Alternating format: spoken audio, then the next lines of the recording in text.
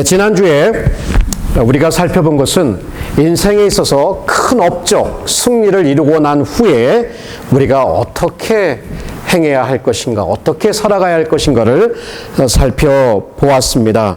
우리는 경험을 통해서 큰 일을 이루고 나면, 큰 업적을 이루고 나면 왠지 모르게 교만이라고 하는 그 유혹을 받게 됩니다. 하나님 앞에 그 영광을 돌리고 그 크레딧을 돌리기보다는 내가 우쭐해지고 내가 잘나서 그런 줄 아는 그러한 시험을 받게 됩니다. 그러한 때에 우리 자신을 낮추고 정말 겸손하게 지혜롭게 행하기는 그렇게 쉽지 않습니다. 우리는 때로는 사람의 인정과 사람의 찬사, 사람의 칭찬을 따라가는 그러한 경향이 있죠. 다른 사람들이 우리를 칭찬한다. 그것은 한 가지입니다. It is one thing. 한 가지지만 만약에 우리가 그것을 적극적으로 무슨 일을 하면서 마치 삶의 목적인 양 사람들의 찬사와 사람들의 인정을 받으려 따라간다면 그것은 완전히 별개의 문제가 될 것입니다. 정말 이 교만은 패망의 선봉이다. 우리가 넘어질 때에는 꼭 교만이 앞선다는 것을 보게 됩니다. 지난주에 제가 구약에서 한 인물을 예를 들었는데 오늘은 다른 인물을 들겠습니다. 구약에서 느부갓네살 왕이 자기가 이뤄놓은 그 영광을, 그 나라를 그 왕궁에서 보면서 이야, 굉장히 교만했죠. 그 입에서 그 말이 떨어지자마자 그에게 심판이 임합니다. 짐승처럼 7년을 보내게 됐어요. 근데 여기에 아주 비슷한 인물이 나오면 또 왕이에요. 헤롯 왕입니다. 헤롯 왕이 사람들이 그 앞에 와가지고 이제 헤롯 왕이 말을 막 하고 이렇게 왕으로서의 그 모습을 보여주니까 사람들이 이러는 거예요. 야, 이거는 사람의 목소리가 아니야. 신의 목소리다라고 그에게 아부 섞여서 그를 칭찬하게 됐어요. 자, 이때 거기에 하나님의 말씀이 그에게 임합니다. 헤롯이 영광을 하나님께 돌리지 아니하는 고로 주의 사자가 곧 친히 충이 먹어 죽으니라. 벌레가 먹었어요. 자기가 진짜 신인 줄 알았어요. 사람들이 자기 신처럼 이게 신의 목소리가 아니냐 그러니까 신이 된 줄 알고 그렇게 교만을 떨었을 때 하나님이 그를 직접 치시는 그 역사를 우리가 보게 됩니다. 여러분, 우리는 본질상 교만함이 우리의 마음에 깊이 자리 잡고 있습니다. 그것을 잘 커버하는 사람도 있고 덜 커버해서 그것이 보인 모습대로 그냥 드러날 수도 있습니다. 어쨌든 큰 일을 이루고 난 다음 오히려 그 큰 일보다도 그 일로 인해서 넘어질 것을 주의하는 것이 우리에게 꼭 필요하다는 것을 지난주에 배웠죠. 정말 다윗이야말로 다윗 전 생애를 통해서 볼 때에도 골리앗 장수를 이긴 것만큼 모든 사람들의 입에 회자하고 사람들의 칭찬을 받는 그런 것은 없었을 거예요.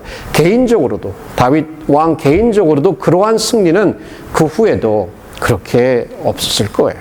그렇기 때문에 충분히 우쭐해질 수 있고 교만해질 수 있고 사람도 앞에 드세게 나들 수 있었음에도 불구하고 한 가지로 요약되죠. 그는 지혜롭게 행하였더라.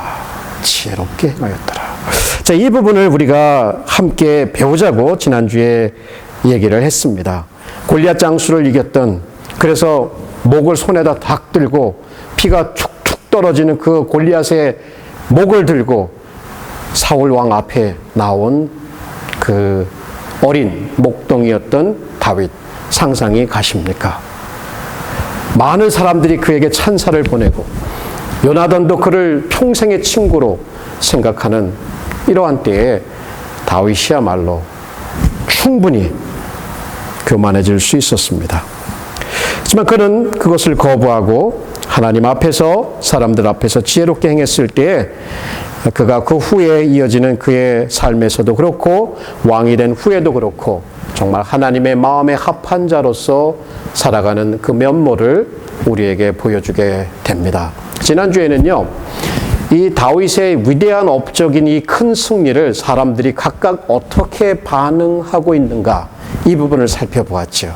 대표적인 예로 그의 그 요나단, 어떻게 보면 가장 시샘하고 질투하고 자기의 왕권, 앞으로 자기가 왕이 될 텐데 그 왕권의 위협을 느낄 수 있는 인물이 나타났기 때문에 그를 제거하고 싶었음에도 그런 인물이었음에도 있을 수도 있었지만, 오히려 그는 그를 자기의 몸처럼 사랑하고 평생의 약속을 맺으면서 오히려 그의 친구가 되는 것을 보게 됩니다.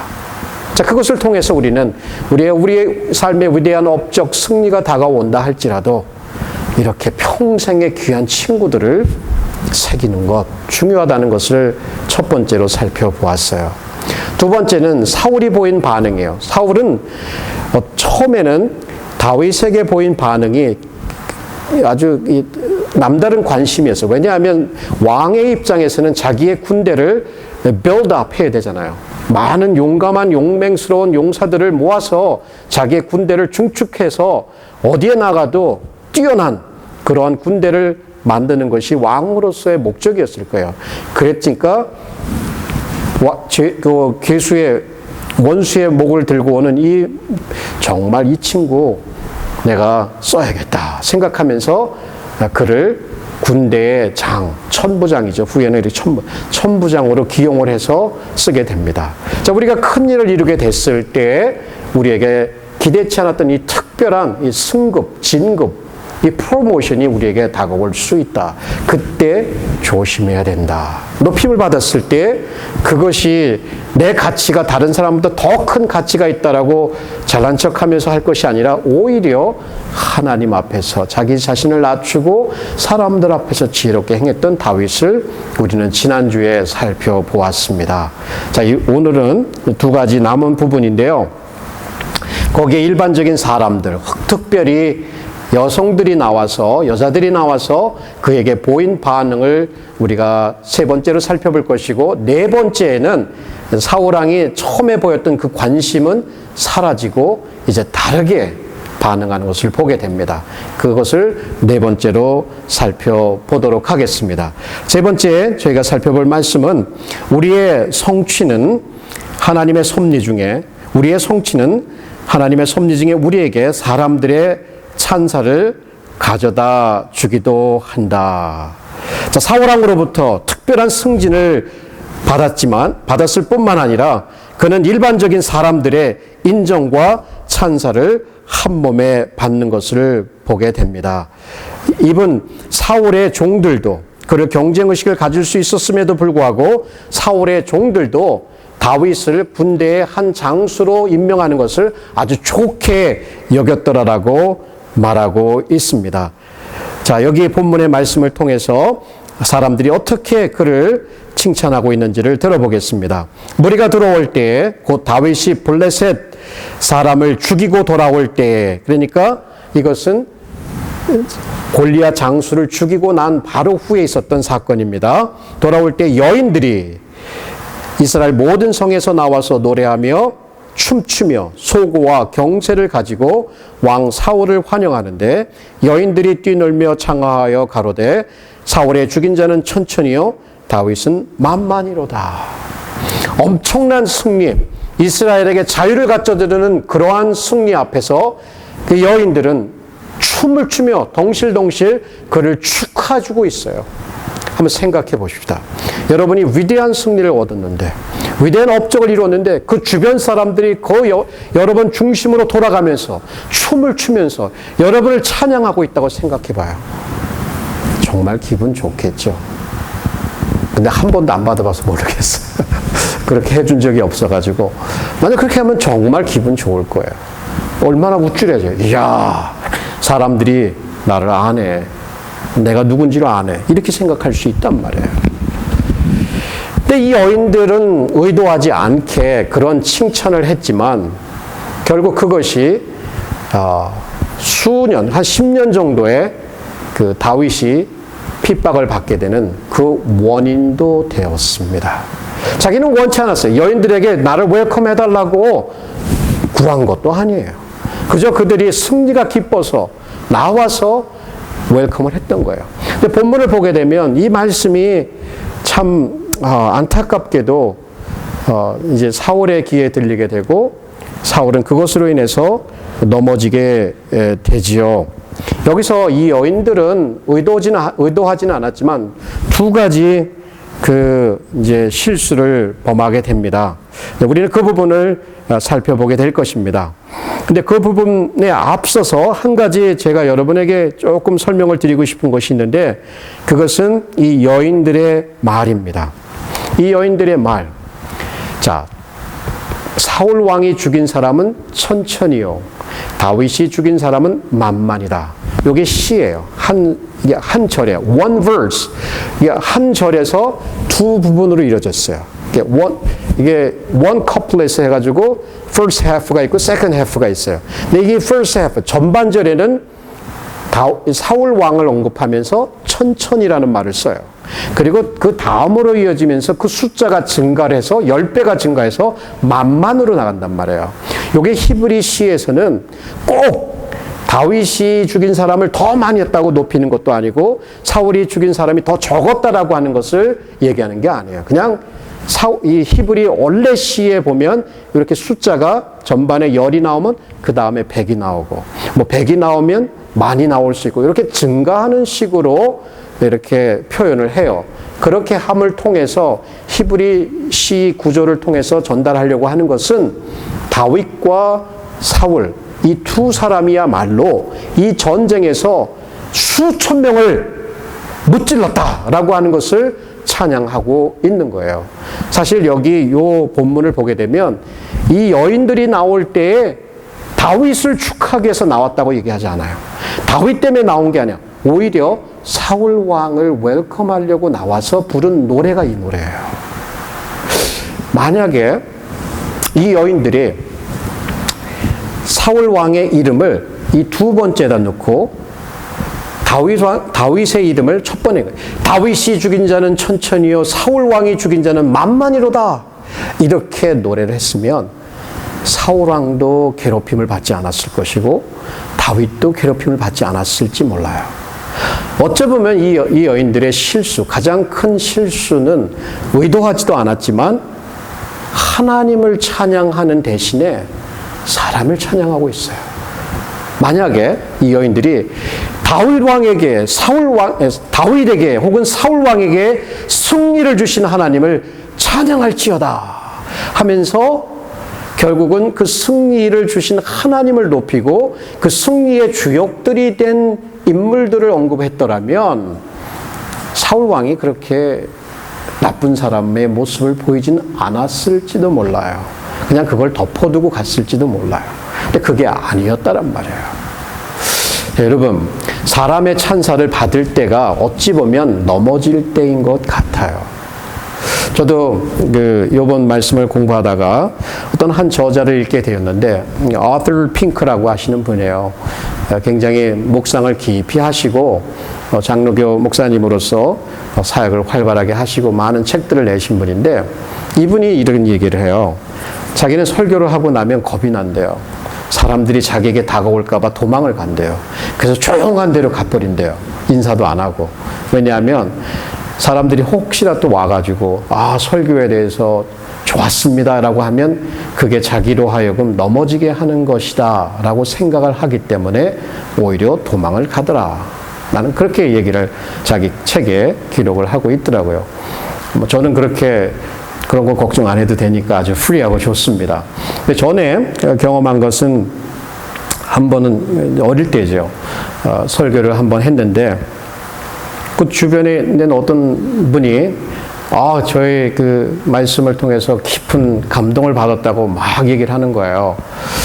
그런데 이게 너무너무 불편한 거예요. 이게 눈을 어디다 둬야 될지, 근데 또 거기에 또 다른 목사님이 또 서 있고 그 얘기를 듣는 거예요. 그래서, 큰일 났다. 이거 내가 이러면 안 되는데. 결국은 이 설교자를 높이게 되면 설교자에게 오늘 말씀 감사합니다. 괜찮죠. 그렇지만 그것이 의도하지 않게 그 사람으로 하여금 교만하게 할 수도 있고 넘어지게 할 수도 있다라면 분명히 있죠. 여기 예를 들어서 보면, 그리고 우리의 경험을 통해서 보면 그런 일이 올 수도 있습니다. 그래서 지혜롭게 행하는 것은 정말 하나님께 오늘 감사합니다. 말씀을 목사님을 통해서 좋은 필요한 말씀을 받게 돼서 하나님께 감사드리고 목사님에게도 이렇게 되면 좀 덜 유혹이 올 텐데 목사님 오늘 이렇게 하면 목사가 잘해서 그런 줄 알고 그럴 수가 있어요. 여러분도 저는 뭐 설교자니까 그렇지만 여러분의 삶에서도 기업에서 일하시면서 그 실적을 올리고 그것에 대해서 굉장한 칭찬이 들어가게 돼 옆에 있는 동료들이 딱 눈을 보고 듣게 된단 말이에요. 저 사람 그렇게 잘하지 않는데 뭐 이렇게 생각하게 되면 오히려 인간관계에 큰 시험이 다가올 수 있고 넘어질 수 있다는 것을 우리는 경험을 통해서 알게 됩니다. 오히려 우리는 하나님을 찬양해야 하는 것이 우리가 마땅히 배워야 하는 것입니다. 이 여인들은 그런 면에서 큰 실수를 했죠. 의도하지 않게 남의 넘어짐에 그 이유가, cause가 원인이 되었을 뿐만 아니라 하나님을 찬양해야 되는데 찬양하지 못했다. 자, 남이 의도하지 않게 남이 넘어질 수 있는데 칭찬을 통해서 나만 넘어지도록 이렇게 한 그런 부분도 실수였지만 결국 더 큰 실수는 하나님을 찬양해야 될 때 찬양하지 못했다. 그렇잖아요, 여기. 다윗과 사울 왕의 얘기만 있지만 다윗이 의지했던 그 하나님 어디가 있어요? 다윗이 말한 너는 칼과 단창으로 나오지만 나는 네가 모욕하는 이스라엘의 만군의 여호와의 이름으로 너에게 간다.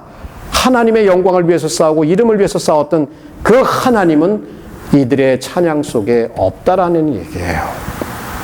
우리도 찬사를 들을 때도 그렇지만 누군가에게 칭찬을 할 때에도 늘 생각하면서 이것이 그 사람의 교만을 부추기는 것이라면 조심할 필요가 있고, 그렇지만 너무 인색해서 사람들에게 마땅히 우리가 칭찬을 할 때 칭찬을 하지 않는 것은 오히려 좀 이상할 수도 있는 거겠죠.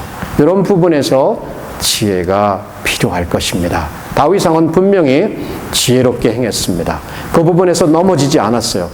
다윗을 높이는 그 말을 듣고도 그는 여전히 사울 앞에서 지혜롭게 행했고 사울은 그를 높이게 된 것을 우리가 본문을 통해서 보게 됩니다.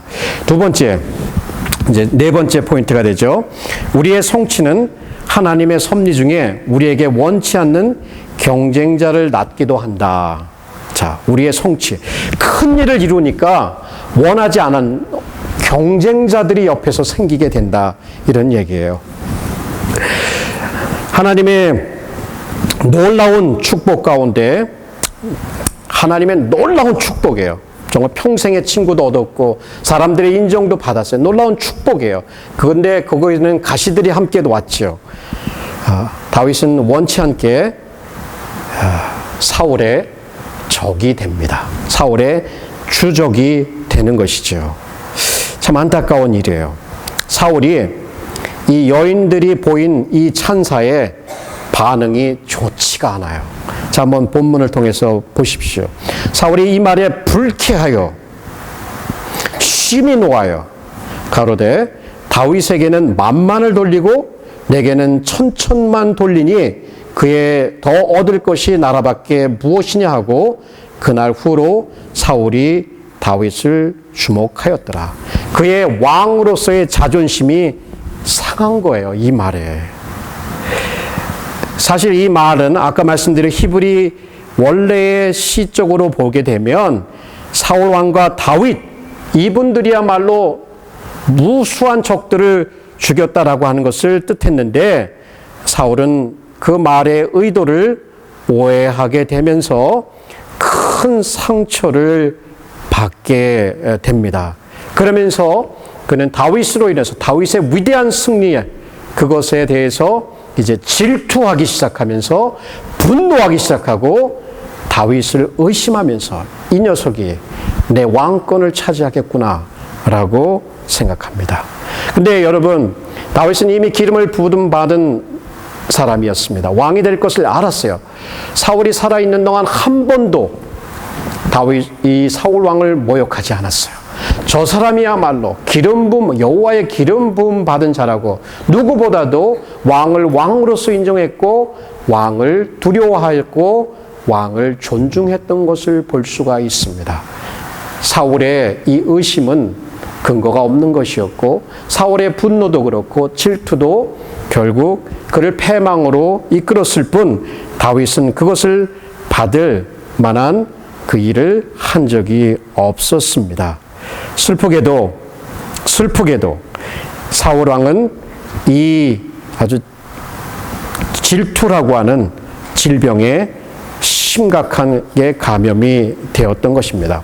이 질투에 대한 글들을 좀 찾아보면서 이 찰스 스윈돌 목사님이 여러 저자들을 인용하면서 설명한 글이 있어서 여러분에게 한번 인용을 해드리겠습니다. 질투가 과연 어떤 것일까 한번 느껴보십시오. 섹스피어는 질투를 초록색 질병이라 불렀다. 이 초록색 질병은요, 질투를 하게 되면 눈이 초록색으로 변하는 거예요. 원래 블루 아이가 아니라 초록색으로 변하대. green disease라고. 베이컨은 질투에게는 휴일이 없다고 얘기합니다. 질투하는 사람 휴일이 없어요. 쉬지를 못하는 거예요. 호러스는 폭군들은 이보다 더 큰 고통을 만들어내지 않았다. 폭군들이야말로 자존심 있고 교만하잖아요. 그러니까 자기하고 경쟁자가 되는 사람들의 누구든지 다 처리하려고 그러고, 그래서 그런 것을 통해서 스스로 큰 고통을 만들어낸다는 얘기입니다. 베리는 모든 악 중에 마음을 가장 좀먹고 들어가는 악이 있다면 그것은 질투라고 얘기를 합니다. 그리고 지난 세월 영국의 빌리 베일리라는 시인은 질투를 지옥에서 뜨겁게 소리, 뱀처럼 쉬 소리를 내면서 올라오는 어떤 그런 외칭으로 생생하게 묘사를 했습니다. 그런데 지옥에 대하여 말할 때 단테보다도 그것을 잘 묘사한 사람은 없다고 얘기를 하며, 그의 작품 연옥에서 단테는 이렇게 말합니다. 질투하는 자들은 벽 곁에 눈먼 거지들처럼 앉아있다. 그들의 눈꺼풀은 실로 꿰매어 닫혀있다. 이것이 상징하는 바가 적절하다. 독자들에게 말하려 하는 것은 질투는 가장 눈멀게 하는 죄 중에 하나이다. 부분적으로는 비이성적이기 때문이기도 하고, 부분적으로는 질투하는 자가 스스로를 꿰매어 자신 안에 스스로를 가두고 스스로 가한 거의 견딜 수 없는 고통에 어둡고 조여드는 세계 안에서 강한 독성의 생각으로 퉁퉁 부어있는 자이다. 기가 막힌 표현이죠. 자, 마음이 쪼여오는 거예요. 요 안에 스스로 갇히게 됩니다. 그래서 스스로를 가혹하게 고통 가운데 있게 되는 거예요. 사울은 아니 어떻게 사람들이 내가 왕인데 나보다도 저 목동을 더 사랑하는 거야. 견딜 수가 없는 거예요. 내가 1인자인데 나보다 어떻게 내 위에 누가 있을 수 있어. 사람들이 어떻게 그를 더 사랑할 수 있어. 견딜 수가 없는 거예요. 그러다 보니까 이제 그것은 어떻게 변합니까? 그 대상을 죽이려 하게 되죠. 사실 한번 좀 우리가 생각을 해보면 다윗이야말로 사울에게 상대가 되질 않아요. 다윗 어린 나이죠. 그리고 사울 왕은 이미 중년의 나이가 있고 나이로 봐도 그렇단 말이에요. 그리고 정치적인 능력으로 봤더라도 왕이고 아무런 정치적인 능력도 없어요. 군사적으로 봐도 그렇고요. 그리고 부요함에 있어서도 볼 때도 사울 왕은 가질 수 있는 것을 다 가질 수 있었지만 다윗은 가난한 사람이었다. 그러니까 이런 인간적인 면에서 비교했을 때 왕에게 이 목동은 상대가 되지 않아요. 그럼에도 불구하고 여인들의 그 노래에 마음이 확 상처를 입고 난 후에 사울왕이 보인 반응은 왕으로서의 모습이라기보다는 거의 미치광이의 모습으로 등장을 하고 있어요. 이것이 바로 질투가 들어옴으로 인해서 사울의 인격은 파탄에 이르게 되는 것이죠. 여러분 혹시 질투를 경험해 보셨습니까? 혹은 질투의 대상이 되어 보셨습니까? 괴롭지요. 누군가 나보다 다른 사람을 더 칭찬하고 더 인정하는 것을 들었을 때 나는 뭐야? 라고 하는 소외감 속에서 굉장히 괴로워할 때도 있었을지 모릅니다. 이렇듯 질투는 우리의 마음의 평화를 뺏어가고 인간의 관계를 절단을 내고 그 대상을 향해서 도끼를 뿜어내는 아주 악한 질병이라고 할 수가 있습니다. 다윗은 결코 그 평생을 통해서 사울을 제거하려고 하지 않았습니다. 늘 사울을 인정한 그러한 사람이었어요. 근데 왜 하나님께서 그렇게 큰 위대한 승리를 경험하고 났는데 이러한 일이 발생하도록 다윗의 생애를 인도했을까? 이 부분이 묘합니다. 요나단도 필요해요. 왕이 되기 위해서. 여인들의 찬사도 필요해요. 어떤 면에서는. 그런데 그 어떤 것보다도 사울은 없어서는 안 되는 인물입니다. 사울이야말로 아이러니컬하게 사울이야말로 다윗으로 하여금 하나님만 의지할 수 있도록 내모른 인물이에요. 그렇다면 하나님의 큰 섭리 가운데에서는 이 사울 왕을 통해서 다윗을 어떤 왕이 되도록 만들어야 되겠다는 그 생각 속에 정말 godly한 하나님만 의지하는 그런 왕으로 만들어가는 수단이었어요. 하나님의 손에는 이 사울도 다윗, 자신의 마음에 합한 자를 훈련하는 하나의 도구였다는 거예요. 친구도 필요하지만 이렇게 적대자도 필요해서 그 다윗으로 하여금 하나님 중심의 사람으로 거듭내 갈 수 있도록 이끌었다는 것을 이 스토리는 우리에게 전해줍니다.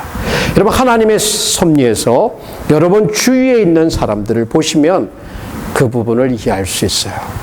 정말 나로 하여금 하나님을 의지하게 이끌어주는 것은 친구일 수도 있지만 오히려 내 마음에 이렇게 질투심을 갖고 있는 사람들, 내 마음에 상처를 줄 수 있는 사람들, 이 사람들 때문에 사람들에 대한 기대보다는 하나님을 의지할 수 있도록 이끌어 갈 수 있다는 것을 이 부분을 통해서 배웁니다.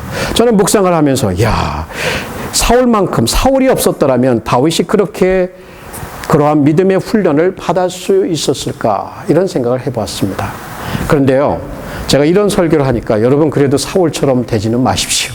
사울처럼 돼갖고 나 저 사람 훈련시켜야 돼 하면서 내가 있어야 저 사람이 하나님 더 잘 믿어. 이렇게 사울과 같은 역할을 하지 말지만 하나님의 섭리의 눈에서 보면 분명히 사울은 하나님이 사용하셔서 다윗 왕을 만들었다라고 하는 것을 볼 수가 있습니다. 오늘 이렇게 우리의 큰 성취는 섭리 중에 우리가 원치 않는 경쟁자를 낳을 수 있다. 그것이 질투를 낳는다는 얘기겠죠. 우리를 의심하는 사람들을 낳을 수 있다는 거예요. 다윗은 전혀 그런 앞에서도 지혜롭게 행했고 앞으로 왕이 될 그 제목의 훈련을 잘 수행해가는 것을 보게 됩니다. 여러분도 다윗과 같은 위치에 놓일 수가 있습니다. 그리고 좀 더 앞서 말씀드린 대로 이 질투라고 하는 것은 정말 큰 도끼를 뿜고 우리를 해치며 이웃을 해친다는 것을 기억하실 필요가 있습니다. 제가 읽은 한 글에 그 질투가 가져다주는 그 해에 대해서 이렇게 설명하는 것이 있는데요. 한번 여러분과 나누도록 하겠습니다. 어떤 두 분이 있었어요. 이 두 분은 굉장히 아파서 병원 침대에 그냥 누워 있어야 돼요. 이 두 사람이 동일한 병원에, 동일한 병실에 이제 서로 들어가게 되었습니다. 그 병원 조그만 방이었고 한쪽에는 창문이 있었어요. 그래서 이 한 사람은 이쪽에 있고 한 사람은 창가에 그 자리를 가지게 되었어요. 근데 이 창가에 있는 사람은 오후에 1시간 정도는 이렇게 좀 일어나서 이 심장 쪽이나 이렇게 렁 쪽에 막히지 않도록 특별한 그 치료를 받아야 됩니다. 자, 그렇게 치료를 받고 1시간 동안 치료를 받게 되면 그때 이제 서로 또 얘기도 하고, 뭐 그동안 뭐 두 방에서 서로들 얘기하고 자기의 살아온 인생이라든지 가족이라든지 취미 활동이라든지 각양 모든 이야기를 하면서 굉장한 친구가 됐습니다. 그래서 또 그 가운데서도 이 친구가 몸을 일으켜서 자기를 치료하기 위해서 1시간 정도 밖을 내다볼 수 있었기 때문에 그 시간을 다른 친구는 기다리고 있는 거예요. 왜냐하면 이 창밖을 통해서 이 바깥 세상을 보면서 그 밖에서 아이들이 뛰놀고 있는 것을 보게 됩니다. 보트 타는 모습도 보게 되고 저 빌딩들이 아름답게 스카이라인을 이루고 있는 것도 보게 됩니다. 아이들이 뛰어놀고 있어요. 강아지들하고 같이 뛰어노는 것도 보게 돼요. 자, 그런 하나하나의 모습을 막 생생하게 친구에게 묘사해 주는 거예요. 그러니까 매일 이 친구가 기다리는 거야. 요때만 기다리는 거야. 야, 저 바깥 세상에는 저런 일이 있구나. 정말 정말 좋겠다 하면서 그런 생각에 이렇게 빠지고 그랬어요. 근데 어느 날 한 번은 이제 밖에서 퍼레이드가 있는 거예요. 야, 퍼레이드가 있으니까 얼마나 좋겠어요. 축제 분위기고 그것을 생생하게 묘사해 주니까 이 친구가 생각합니다. 아니, 왜 저 친구만 이러한 모든 좋은 것들을 누리고 나는 왜 보지 못하지? 이 생각이 들어온 거예요. 그러면서 굉장한 수치심을 느끼며 분노를 느끼게 되면서 나는 왜 아니야? 나도 저기 가야지. 이렇게 느끼기 시작하면서 아니야. 이걸 떨쳐버리려고 하면 할수록 더 생각이 나는 거예요. 그러면서 잠을 자지 못하게 되고 제대로 먹지도 못하게 되면서 시름시름 병이 들어가는 거예요. 그러니까 의사들은 이유도 모르고 왜 자꾸 이 사람이 약해지는가 이유를 모르는 거예요. 그러다 어느 날 새벽에 잠을 자는데 창가 쪽에 있는 친구가 갑자기 기침을 하게 합니다. 막 콜록콜록 기침을 하면서 여기가 막혀버렸어요. 그러면서 가까스로 버튼을 눌러서 그 널스를 부르려고 했는데 그렇게 하지 못하다가 이제 자기가 눌러줄 수도 있었을 텐데 그냥 자기는 잠자는 척하면서 천장을 이렇게 멀뚱멀뚱 쳐다보면서 저 죽어가는 소리를 듣게 됩니다. 이제 왜 그랬을까요? 그 자리를 차지하려고. 아침이 되어서 간호원들이 와서 씻겨주려고 보니까 그 사람이 싸늘하게 시체가 되어 있었습니다. 그래서 아무 소리 없이 그냥 바로 시체를 내어갖고 그 사람들에게 부탁을 합니다. 혹시 나를 저 창가 쪽으로 좀 갖다 놓을 수는 없겠습니까? 이렇게 부탁하니까 뭐 쉽지. 갖다가 탁 해주고 침대 싹 만들어주고 그래서 가까스로 팔을 이렇게 해서 이렇게 해가지고 창가를 이제 내다보려고 힘을 써서 내다봤는데 그 창에는 그냥 벽이었어요. 벽. 캄캄한 벽이었어요. 그동안 그 1시간 동안 이 친구는 다른 친구를 기쁘게 해주기 위해서 자기의 상상 속에서 바깥 속에서 경험했던 것을 친구에게 얘기를 해줬던 거예요. 기쁘게. 이 이야기가 어디서 나오냐면 G.W. 타겟이라는 사람이 쓴 그 수필의 윈도우라는 글입니다. 여러분 어떠십니까? 우리가 우리 이웃과 이렇게 서로를 비교하면서 비참함 가운데 들어가고 나는 왜 이거 없어? 저 사람이 가진 거 나도 마땅히 가져야지. 내가 저 사람보다 못한 게 뭐 있어? 남들이 다른 사람을 찬사를 할 때 왠지 마음에 쓰리게 느껴지는 거. 여러분 이럴 때 오히려 우리는 우리 자신을 낮추고 우리에게 있는 것에 감사하고 그리고 하나님께 영광을 돌려요. 이렇게 지혜롭게 살아간다면 불필요하게 스스로를 고통스럽게 만들지도 않고 이웃과의 관계에서 보이지 않는 그런 피할 수 있는 그런 지혜가 우리에게 있을 수 있습니다. 여러분 정말 하나님의 섭리에서 본다면 우리의 이러한 큰 승리나 업적도 결국은 하나님이 모든 사람들을 다 사용을 해서 우리를 하나님의 마음에 합한 자로 만들어가고 있다는 바로 이 시각을 놓치지 말아야 돼요. 이 시각을 가지고 살아간다면 지혜롭게 살아갈 수 있는 그 길이 보이게 됩니다. 친구도 필요하고 나와 반대자의 입장에 있는 사람도 필요하다는 것을 우리는 이 스토리를 통해서, 다윗의 스토리를 통해서 배우게 됩니다.